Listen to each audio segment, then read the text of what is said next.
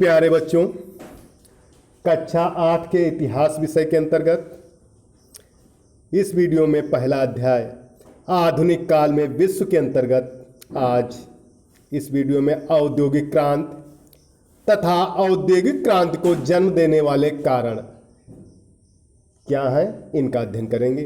तो देखिए, औद्योगिक क्रांति पुनर्जागरण का युग नवीन भौगोलिक खोज यात्राओं का युग था। इस युग ने मध्यम वर्ग एवं शिल्पियों को परस्पर जुड़ने का स्वर्ण अवसर प्रदान किया। नई सामाजिक व्यवस्था ने जन विन्यास और जन संपर्क को बढ़ावा देकर वस्तुओं की मांग को बढ़ा दिया। अतः अब उत्पादन का काम हाथ से होने के बजाय कारखाना व्यवस्था में परिवर्तित हो गया।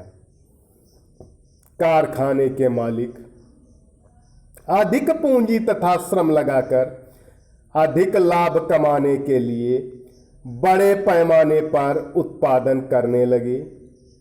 18वीं शताब्दी में हाथ से उत्पादन करने के स्थान पर मशीनों द्वारा उत्पादन का प्रचलन होने तथा कारखाना व्यवस्था लागू होने की प्रक्रिया को ही औद्योगिक क्रांति कहा जाता है।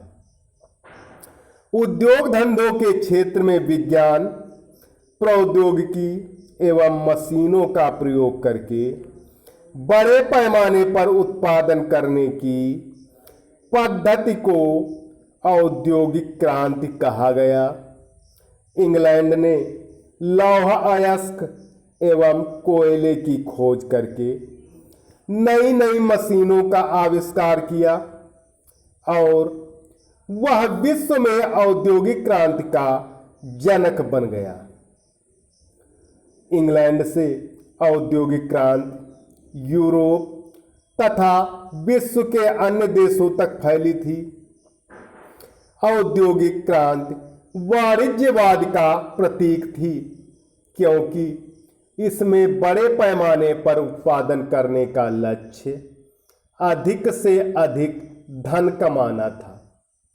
इंग्लैंड ने औद्योगिक क्षेत्र की नई नई मशीनों का उत्पादन करके चीनी अर्थव्यवस्था में क्रांतिकारी परिवर्तन ला दिए।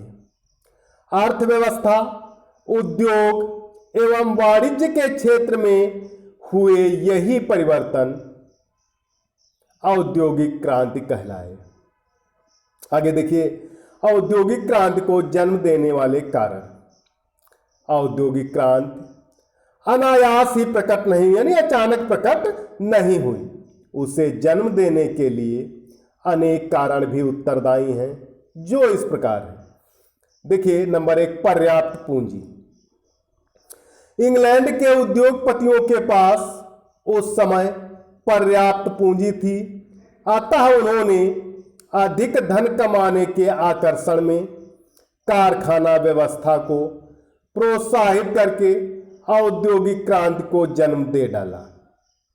नंबर 2, चालक शक्ति। उस समय में कोयला चालक शक्ति का आधार बना हुआ था। भाप की शक्ति से चलने वाले इंजन के आविष्कार ने कारखानों की स्थापना का स्वर्णिम युग प्रारंभ कर औद्योगिक क्रांति को निमंत्रण दे डाला। नंबर 3, कच्चे माल की उपलब्धता।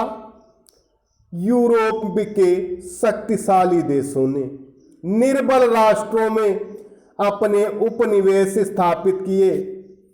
उनसे पर्याप्त कच्चा माल उपलब्ध होने लगा। कच्चे मालों की उपलब्धता ने धड़ाधड़ कारखाने खोलने की प्रवृत्ति को प्रोत्साहित कर दिया। नंबर 4, परिवहन के साधनों का विकास।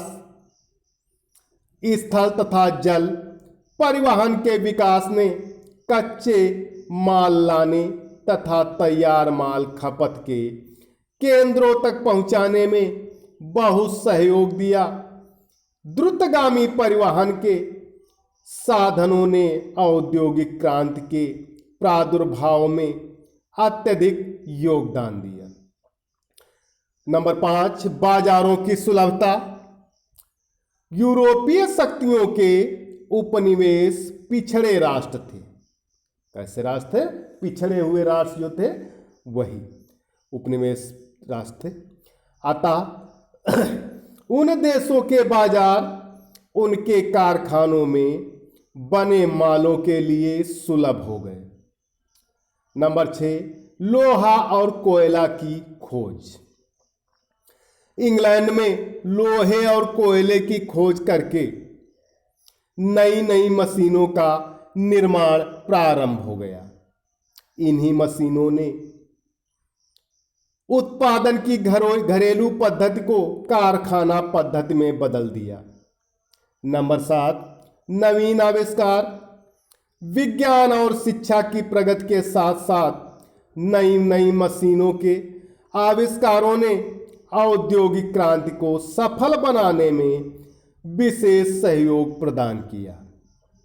इस प्रकार उपनिवेशवाद, पूंजीवाद और वाणिज्यवाद ने संसार को जो नई अर्थव्यवस्था प्रदान की उसे ही औद्योगिक क्रांति कहा जाता है। तो प्यारे बच्चों, आज इस वीडियो में इतना ही।